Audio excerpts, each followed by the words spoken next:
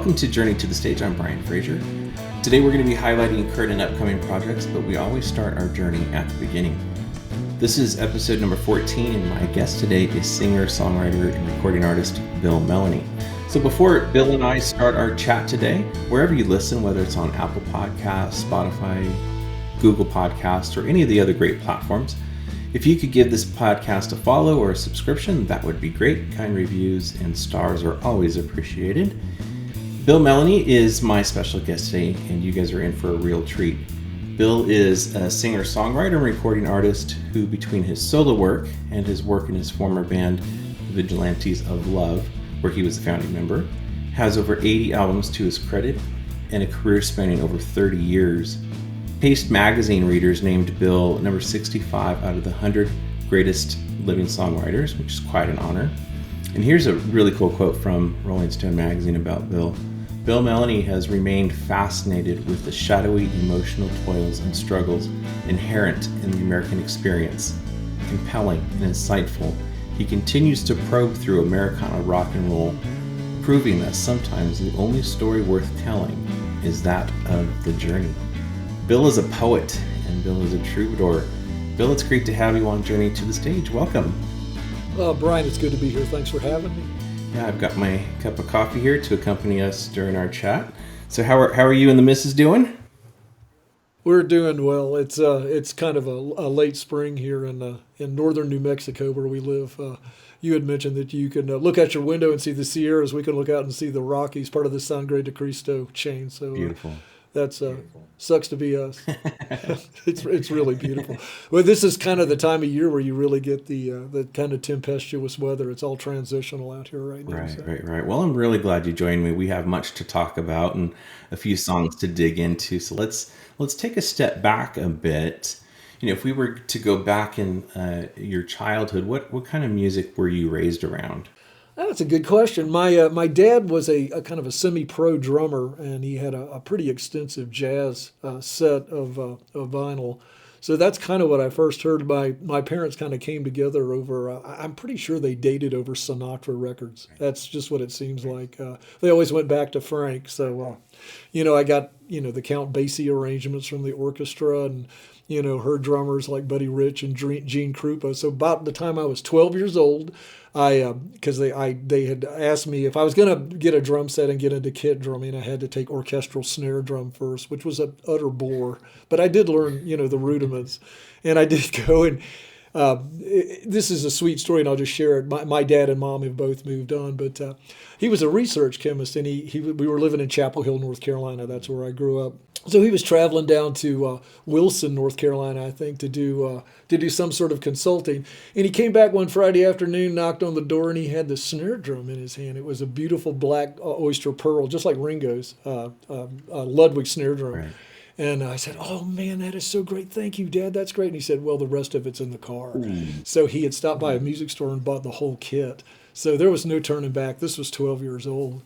And, he would show me Joe Morello, like Take Five, playing in 5/4 time. And I'd say, "Billy, if you can solo in 5/4 time, that's really something."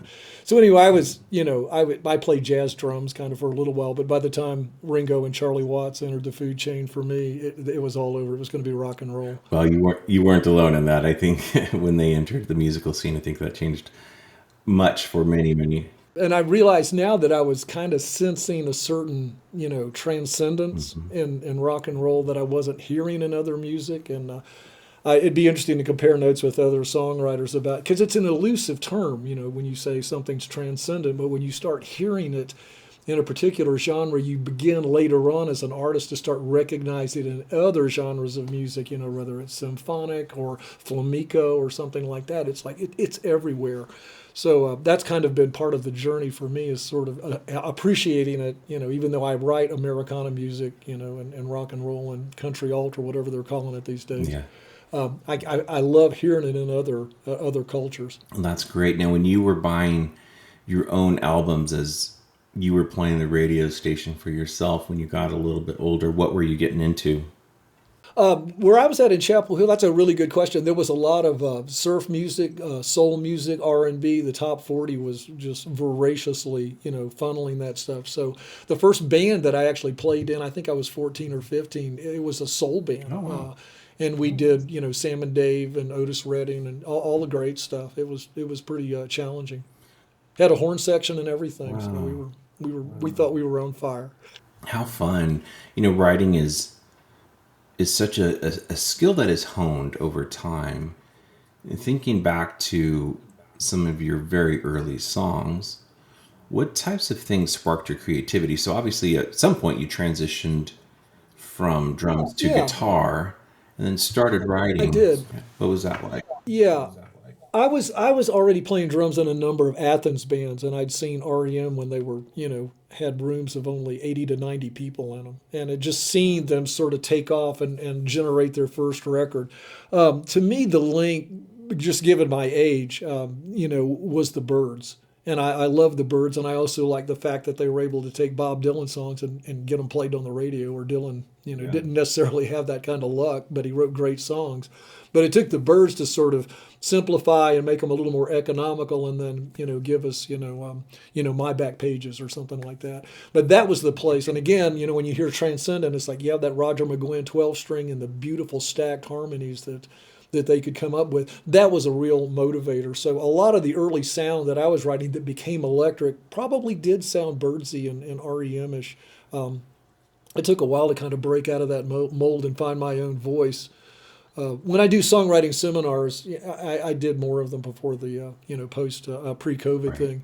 I would tell writers that you can listen. Try not to let your influences be the thing that you've become so emulating that people hear you as a revivalist. If you really are interested, find your own voice and your own way of writing, your own way of seeing reality, and then put that in your instrument and see what happens. But it'll take years. Right. So don't be discouraged if it doesn't happen overnight. Yeah.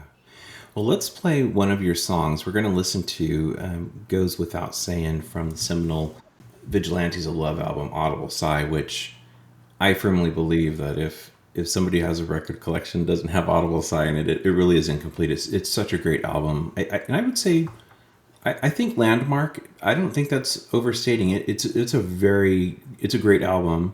Definitely a standout album in the course of your career, I would think. Thanks. Yeah, we did. But we had played that set. We had like 25 or 30 songs going into that. This is just a real gloss. But Buddy Miller had agreed to produce the record, so we had just come off the road after about 8 weeks. And sometimes that's the best way to go into a studio. You're basically playing what you played on stage the night before. And Buddy brought in some nice filigree moments. Emmylou Harris sang on a track, and we had time to work out pedal steel parts and things like that. But it was so relaxed, I guess, when we put down the songs, that we just kept recording for 3 or 4 week periods. So the record originally was supposed to be done in 2, but we had Buddy's goodwill, and we had his home studio there in Nashville. So it became a good one. It's gotten great reviews, so I appreciate your comments on it. Well, it is a great album, and I particularly love this song. Let's give it a listen, and we'll chat a little bit more about it on the backside. Right on.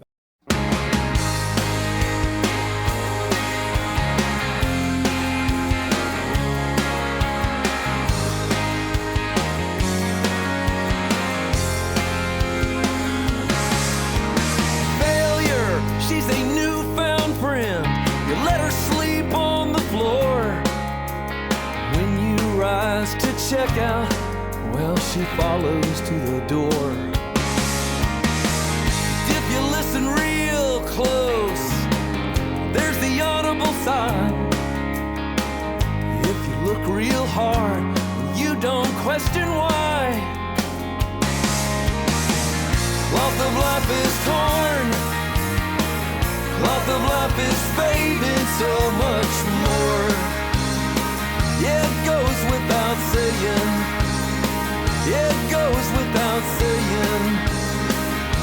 Goes without saying. All of these distractions, the worship of the buck. Somewhere I think we gave out at a club called the Out of Luck.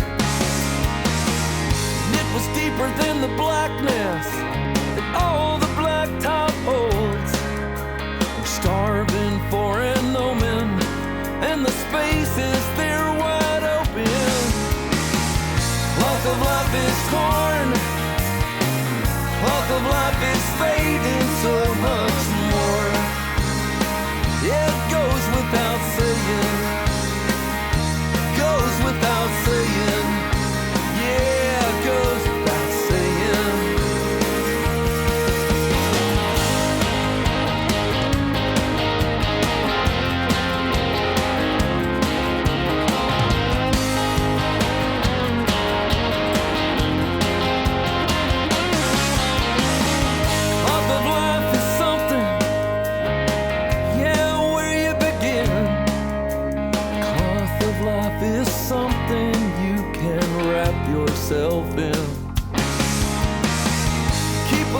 candle in the window, keep a fire on your hearth, keep a prayer on your lips, and keep some hope in your heart.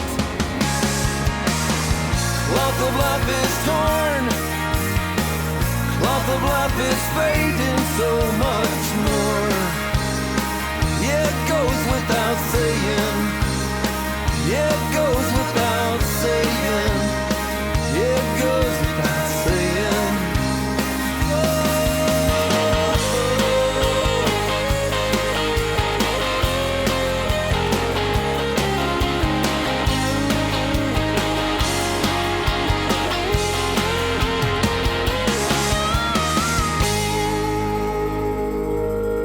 All right, so what can you tell us about this song in particular? It's a great lyric. Do you remember writing this one and recording it, and what can you share about it? Yeah, a lot of the songs during that period, Bryan they got written in the van. I mean, the lyrics, I would just come up with a cadence and grab the acoustic guitar, usually in the hotel room. By the next night at sound check, we might be, playing it at sound check. And that was one of the songs. There were road songs, and I'd be lying if I didn't say that the early manifestations of Sunvolt and Jay Farrar, when they wrote so much about what life looked like, distorted and fractured inside the four walls of a band van. Right. Whether it was Uncle Tupelo or the Sunvolt thing. Right. And I'm sure that impacted a lot of what I was doing, because I thought, well, there's the thing you write from. You only can make people believe what you know, and what we're doing is 180 shows a year in a van and trying to figure out how to get along with each other and deliver a good show every night. Whether it was on a good PA or something Fisher Price put out, it was, that was the life of a band in a van, and we loved it. It's how I got to see America, and that's kind of the loci of where that song was. What I love about that song, and really that whole album, is it sounds just as relevant today as it did, when it was released back in, is it 99? Yeah, 99 was the first version of it, yeah. Yeah, the ability to craft and to tell a compelling story seems to be, at least in my opinion, lost on much modern music. Not all of it. There are some definite great writers and storytellers out there. My buddy Aaron with 1A Dietzel, he referred to you as an amazing storyteller, and I absolutely had to agree with him. What types of stories do you like to tell through your music? Yeah, a good question. And Aaron's a repeat offender. He's great, a good fellow. We've maintained contact through social media conduits. I studied history in college, and that was my major, and I had plans, sort of fuzzy plans, to either go to seminary or get a master's degree in history. But the American experience, those two words together, I'd always been drawn to the heroism that was manifested in this very country during the times of stress and during the times of the Great Depression, and that went on into the Dust Bowl. And those stories, whether they were individual stories or community stories, affected me greatly. And a lot of the storytelling songs were people coming to the U.S. and trying to carve out some kind of identity. Again, a huge risk, to come from Europe or Italy and come into the port in New York.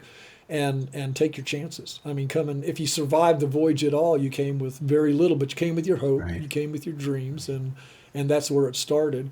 But it wasn't that far during that period, after the 1900s, into the Great Depression, the first two wars and then the Great Depression. So all of those things, those little epics where heroism and courage were required, those have impacted my songwriting a great deal. How do you get your mind into that space where you can focus maybe on a fictitious individual or tell a story of someone who's down and out? How do you get a picture in your mind that helps you to create this story, or how do you take something from out there, say something about the Dust Bowl, and make it yours to be able to tell that story?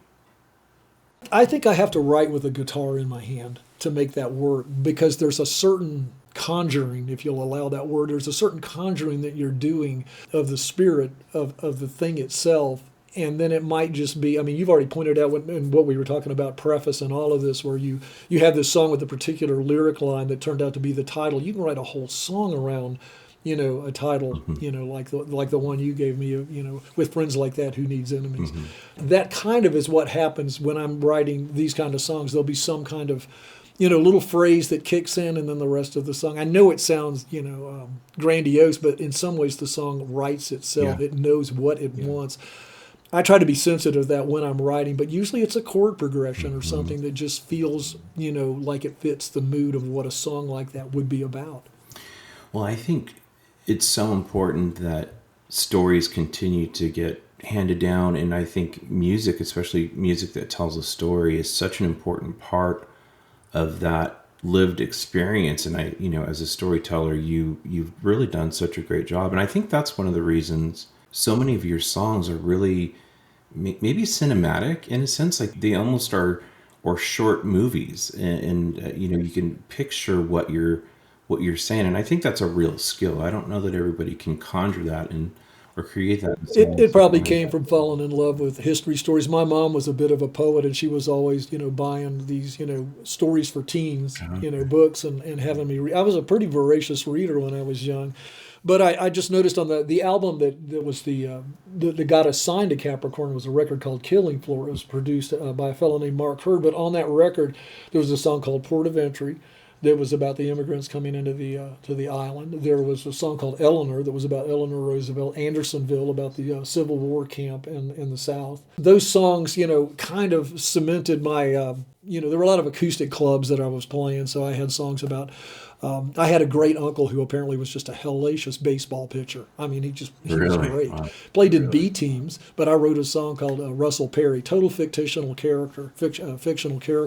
But that song scored a lot of points. And it wasn't just about that. It was finding that little bit of Russell Perry, that's in everybody. That just this is what I do. And that's what I'm going to continue to do. So, anyway, that's just a small example of if you can take the specific and generate the general out of it, everybody can get in touch with it. It's not just a history lesson. I try to make it more than just a history lesson. Yeah, well, it's couched in a story, and I think people like stories. Really, that is what caused me to start this podcast, is to capture the stories of those who are making the stories, writing stories through music. And so I'm fascinated by those things, and I hope others are. It helps to build an audience, right? I love it. There's a song on a record I did out here not too long ago. My wife's grandfather was a trucker, coast to coast, and the song is called I Pulled Into Reno because I couldn't make sense. I just listened to that a little while ago. It's a great song. It is, and it's one of my favorites. And if somebody said, could you narrow it down to 10 songs, that were your best, I would definitely put that one in because of where it came from. Yeah. And the things that it kind of conjures along the way, the things that he was pulling from, because I had to imagine it. I didn't know him that well, and he's passed on now. God rest his soul. But he was a generous man, and Mariah has shared story after story, and then slowly but surely this song started to galvanize and take shape. So I'm really proud of that one, and that's on a record called "The Rags of Absence." Yeah, another really great song that I love from Audible Sigh is "Respondent." That's a song you wrote and you sang with Emmylou Harris, great vocalist and great artist herself. How'd that come about, and how did pairing up with Emmylou happen? Yeah, the Emmylou connection was thoroughly through Buddy Miller. Buddy had been playing guitar in Spy Boy, which was her band, for a number of years. And she had kind of entrusted Buddy as being the musical director of that band. So they went out and they made some big waves during that time period. It was the record that went out right after the Lanois record that had some covers on it that Emmy did. But the song came, straight out of watching, WPA kind of things, World Works Progress Administration sort of stuff, and just being sensitive to that and thinking, well, here's what it would look like if it was, individualized. What do you do when it all starts? When you take the chance, you take the risk, but things don't ever work out. You lose your wife, you lose your firstborn. But then again, the last verse, which is the, honey, we're all resplendent, honey, we're all thrift store, like a wino with a $20 bill, forever and eternally yours. I just thought, when that verse showed up, and I wrote it down as quick as I could, and then Emmy came in, and I guess we'll play that song in the tracking here, but Emmy came in and did that thing that she does with stacking her harmonies on top of each other, and that's where it really did become transcendent. And the band, we just all looked at each other and thought, holy crap, this is incredible. This is going to be great. Well, she pulled the song into the stratosphere. Let's give it a listen, and we'll chat here in a second. Yeah,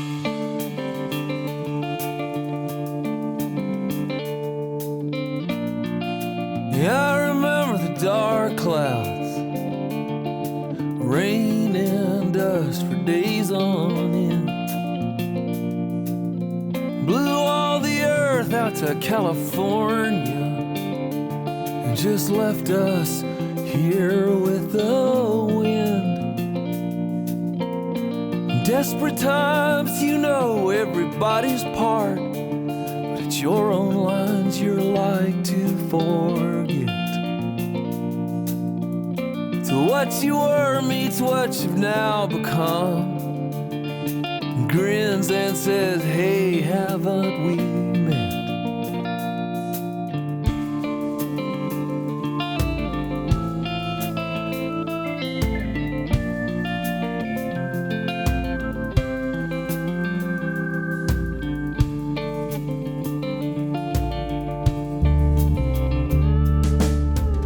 Lost my firstborn that winter, my wife on the first day of spring. So I poured my sweat to the earth, yeah, to see what that harvest would bring. And I remember how in fury, just like a plague of locusts, Egypt's punishment for sins of pride. Is that now what has come over us? How much of this was meant to be? How much the work of the devil?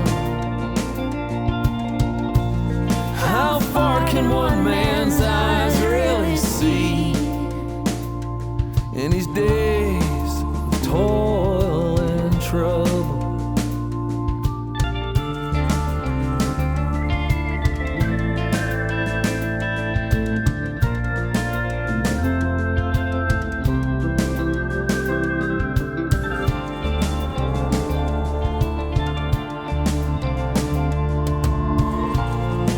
Honey, we're all resplendent. Yeah, honey, we are all thrift store. Like a wino with a $20 bill. Yeah, forever and eternally yours. And I can make you promises if you don't expect too much. Yes, and I will run the distance. If you'll please excuse my crutch. And how much of this was meant to be? How much the work of the devil? How far can one man's eyes really see in these days of toil and trouble? How much of this is failing flesh? How much course of retribution? My, how loudly we plead our innocence long after we've made our contribution.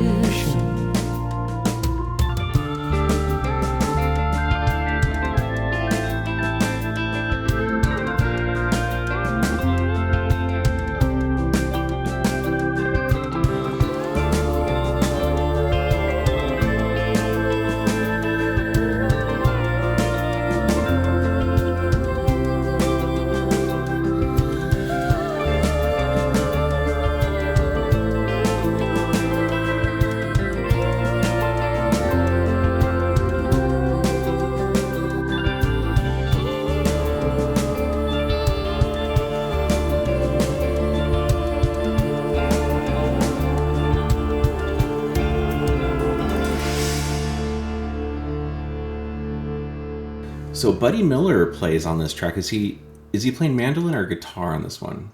He's playing the mando guitar. Oh, okay. Yeah, it's that high string kind of sort of angel hair tuning sort of thing, but it's called a mando guitar, and he's great at it. He played that on a number of tracks with Emmy, and I think I don't know if there's one more on the album he plays or not, but I think there's some guitar parts he plays here and there, but it's pretty rare. The band was pretty, he just let us do what we do and went ahead with it. Well, this is another song about the Dust Bowl, and I love the fact that period of American history isn't being forgotten, because I look at the life my boys have, and they haven't had struggle, and I think because as a nation we haven't really experienced struggle on a grand scale for quite a long time. I love the fact that you're drawing people back to that period of true struggle in this country, and I think we can't forget that period of time, and I'm glad you're telling those stories. It wasn't that long ago, was it? It wasn't, really. Oh, yeah. Let's talk a little bit of Vigilantes of Love. Obviously, you guys, your first album, Killing Floor, was that 1990 you guys put that first album out? 92. That first album? Yeah, 92 was the first. That was actually the third. Oh, gotcha. Oh, right. So the album Killing Floor, now that was produced by Mark Hurd and REM's Peter Buck. How did that come out? Obviously, Mark Hurd is no longer with us, unfortunately, and Peter Buck is really a legend. So tell us how that all came about for that album. I met Mark one time before I ever started learning to play guitar, and he was from Macon, Georgia, and would occasionally come back through, even though I know he was living in L.A. and working. He was good friends with T-Bone Burnett, and we signed a production deal with Fingerprint Records, which was his label. That was the production company that followed us into the studios with the Capricorn bigger deal that meant more radio and distribution and things like that. So Mark kind of came with the package, and to be quite honest, I was a little skeptical at first because I'd always seen Mark and heard his records as kind of a Christian James Taylor or something like that. Dan Russell, who was the head of Fingerprint Records up there in Merrimack, Massachusetts, he said, well, I want you to hear Mark's recent stuff. So he sent me this record called Satellite Sky, and it was unbelievable. Wow. Yeah. It was unbelievable. It came out of the blocks, and it'll rip your head off. It's an unbelievable record. And I thought, yeah, let's get him together, and we will. Anyway, Mark and I did most of the record. Mark was behind the glass, and a friend of mine named Bill Holmes, who was a multi-instrumentalist, we did probably 3/4 of that record in the first 10 days. Wow. And then Pete Buck came in for the last week and did a few tracks over at John Keene's studio. John Keene, world-class producer, produced everybody from, Sugar and 10,000 Maniacs to all the REM overdubs. I mean, just countless bands. Robin Hitchcock, all those folks. So it was a good arrangement, and once again, our heads were just spinning as a band, but it was mostly just Billy and I with the session players who were coming in. Travis McNabb was a drummer who I think has been playing with Sugarland for the last few years. But it was a kind of a revolving door. And this thing that we came up with was, 16 songs. It's kind of like the record got made, and then we had to figure out, well, who's going to be on stage with this thing and represent it. But we cobbled that together, too. But Vigilantes, when I say cobbled it together, it was always a band that was kind of cobbled together, with its membership. You want to be able to tell your guys that there's a future in it, but because we were so low to the ground and independent, I wanted to be honest with everybody. At the front end of every year, we would have a meeting. In my kitchen, I'd say, look, here's the pros and cons for going on, and you're free at this point. I can't promise you anything. I can promise you that when we're on the road, we're going to make a really good wage.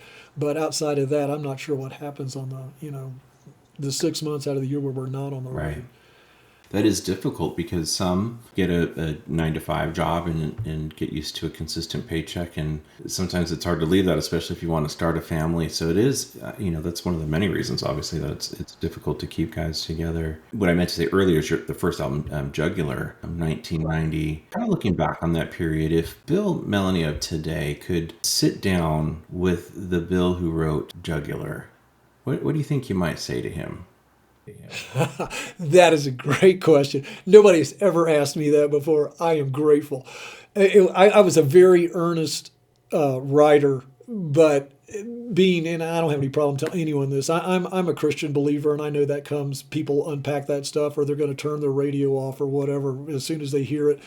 But I have never had any kind of affinity for institutional Christianity that represents itself. It has been more of a sidebar kind of project because it gave me hope for getting out of bed in the morning. And I believe it. Like I said, I was headed to seminary for a while, so I've done a lot of homework on packing it and unpacking it. If that record has any flaws, it's that there's a certain degree of polemic about it on that very topic, because you go through these early people who these early influences that say, well, you got to give witness, you got to bear witness, and usually that means annoying the hell out of people, even though I believe in Christ and who he said he was. But I think that record is peppered with certain little references. So if there's a flaw to it that kind of would make me wince when I go back and listen to it, it might be that. That being said, there's a lot of that record that is a foreshadowing of what's coming, because there's some darkness to it that I think is worth preserving, because it's the honest assessment of our lives as individuals and as a culture. Your album Rags of Absence has one of my favorite pieces of art on it. That cover, I love the style of it. Is that what is called folk art, or what type of art is that? Because it's to me it's such an evocative album cover. I'm not sure what you would call it. It does have a folk primitive quality to it. That fella's name is Jim Vogel. He lives down the road from us. He's a international artist, but he resides here in northern New Mexico. Jim Vogel did that picture, and it's called Day of the Dead. I know our mutual friend Chris Taylor has done some album artwork for you as well. Chris is great, man. That guy does he ever slow down? No, he doesn't. He's amazing. Whether he's doing artwork or songs, he's always on the go. Love Chris. I do too. In fact, music I use for the theme for my podcast that I start with and end with is Arise and Shine by Chris. In fact, we're hopefully going to have him on in June.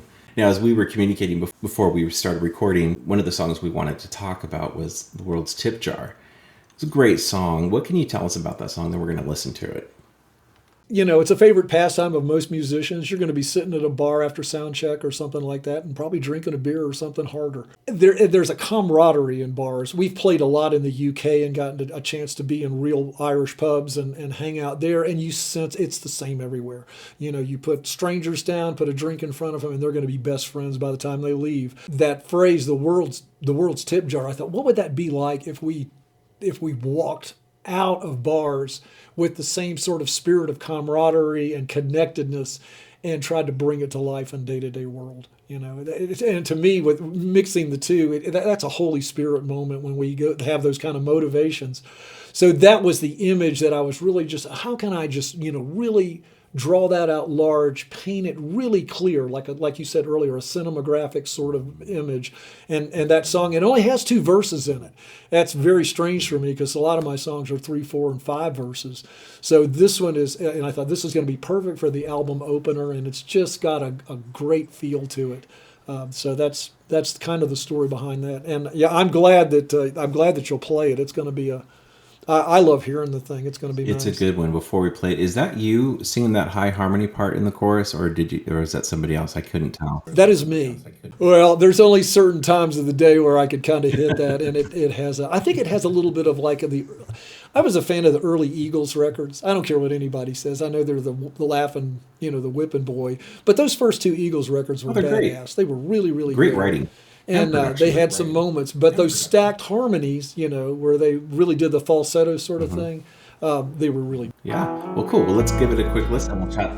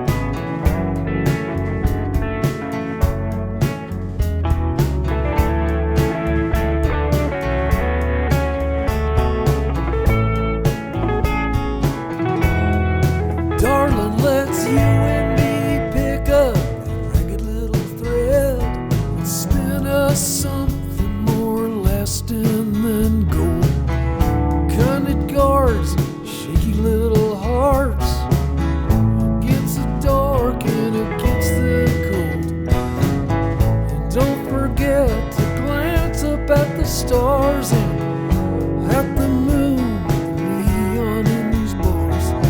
Pick up your change and put it in the world's tip jar. In between it, hanging in thin air. In between them, threadbare.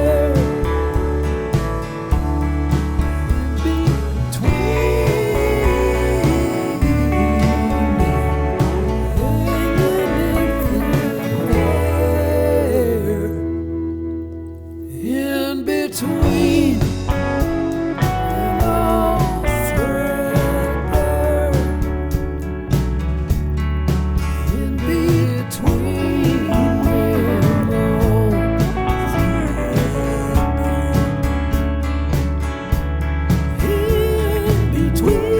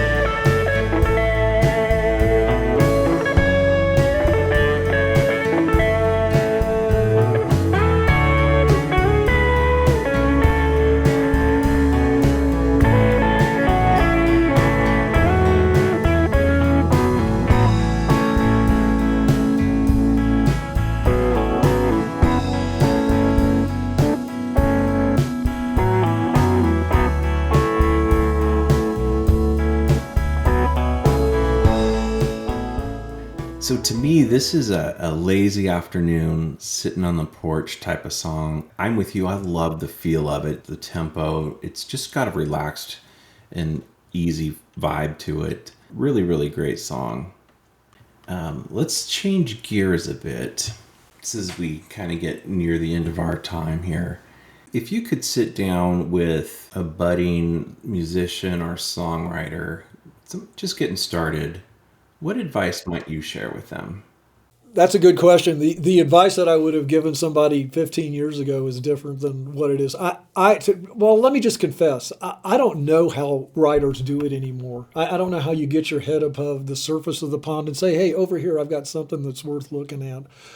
It seems so fractured, and the pond is super overstocked with the with the digital lifestyle now. Anybody can make a record anywhere, anytime in their bedroom. So it means there's a lot of people vying for some kind of profile. I don't know how you do it. For us, it meant getting in a van and trying to sell it one person at a time, and that was good. It put some hair on your chest, so to speak, but it can be disconcerting. So I've been fortunate to kind of keep on keeping on doing what I do, but I guess you start, find out who your friends are. First, find your voice. Find that thing that makes you unique and the thing that makes you feel beautiful. What is that thing that when you back away from it, you've written it, you've put it down, even if it's just a ragged-ass demo, but you go back to it and you think, man, that's a moment. Then put it out. Put it out there and see what people think about it. Because my theory is this. We're all living in the same skin. And if something, it doesn't mean everybody's going to like what you do, but it means there's going to be more than one that likes it. Because if it affects you, puts that lump in your throat or that spring in your step or, tear in your eye or smile on your face, there's going to be some other people, 10, 20, maybe thousands that feel the same way about what you just wrote. So don't be afraid to put it out, but keep writing, keep doing it, and don't take no for an answer. Right. Don't take the bad reviews so hard to heart that you just give it up and go back to your day job. And it's so funny. You gave such a great answer, and it shows my level of immaturity. I'm sitting here. When you said we all live, I thought you were going to say in a yellow submarine. That's a great sound too. I think That puts a smile on my face. yeah, I love that. I think that's great advice. And in the question I asked you, there is one I ask really every artist I connect with, because there are, I mean, do you find the answers being similar or different? they all differ a little bit, but they all have, there are some common themes. I think being true to yourself, finding your voice. I mean, that's a very common theme. And I just think that's really profound. And I think of that artist who's just starting their journey, to have a library of people who have been doing this for, well, in your case, over 30 years. There's some real wisdom that you can share. And even if a budding singer or songwriter musician takes away one thing from that, I think that could be that could be a great source of encouragement for them. I feel like I've stepped up as a guitar player, learning more about the instrument. So when I do pick it up, I'm still excited about it. I feel like I'm the kid skipping high school to go learn to play Black Dog. Try to keep that love, always going, that excitement about the instrument that you're playing, play it better, learn more about it. So yeah, that would be one of the components, as well as finding your voice. Sure, and that's remarkable advice for somebody who's been playing for so long, because I think strummers like myself, we can get very complacent and think, okay, well, you're right, I'll have someone else to do this and that. But really, to challenge yourself could also improve your songwriting. And so I think there's some great advice there. Now, if you were going to make the Mount Rushmore of American songwriters, which four faces do you think you would put up there? Oh my gosh, where do you come up with this stuff? American songwriter, you'd have to put Dylan up there, I think. I think you'd have to put Robert Johnson up there, and I think you might have to put, let's put Cash up there. And so that leaves me one more. We've got Dylan. I'd want to say, Leonard Cohen. I have a friend in Seattle who would chastise me for not putting Lou Reed up there, but I'd put Leonard Cohen up there. I think that's a great list. So you've got Bob Dylan, Robert Johnson, Johnny Cash, and Leonard Cohen. That's a very strong Mount Rushmore right there. It really is. Yeah, we need about 10 Mount Rushmores to make it. I agree. So as we kind of near the end of our time here, what's next for you? New record is called Here It Opens with a Prayer, but it closes with a song, and that should be out hopefully in the next 60 days. Oh, okay, very cool.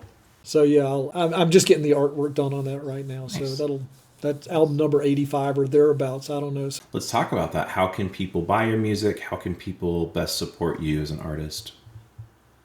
Yeah, I've got this is one of the things that it wasn't by plan or anything, but I actually own almost all of the titles. There have been record companies that have gone down under that have given me back the records, but out of all the records I've done, there's only one record out of the 85 that I don't own. Wow. So I've put all of them, in a download version, the digital version, at www.billmalloneemusic.bandcamp.com. And I'll send you the link for that, Bryan. Yeah, we'll put it in. And then the hard copy that I have of things are over at www.billmalloneemusic.com. Yeah. So I'd like to end our time with something called a little bit of word association, just for kicks and giggles.